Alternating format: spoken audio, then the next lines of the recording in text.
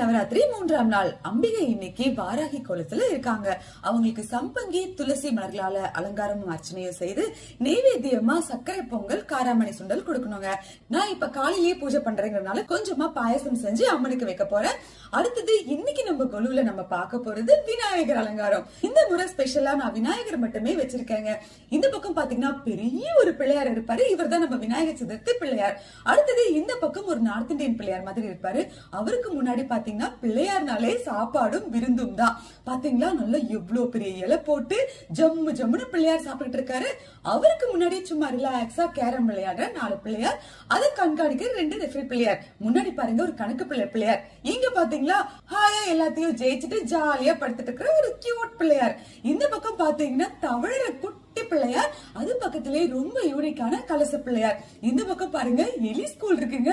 எலிக்கெல்லாம் பிள்ளையார் பாடம் எடுத்துட்டு இருக்காரு. அப்புறம் பாருங்க பிள்ளையார் ஜாலியா எலியோட சறுக்கு மரம் விளையாடிட்டு இருக்காரு.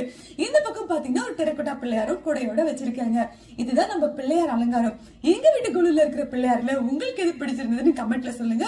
அப்புறம் இன்னைக்கு அம்மனுக்கு நெய்வேத்தியம் கொடுத்து தூபம் ஆரத்தி காமிச்சு எல்லாரும் நல்லா இருக்கணும்னு மனசார வேண்டிப்போம். நல்லாவே இருப்போம். நாளைக்கு பார்க்கலாம்.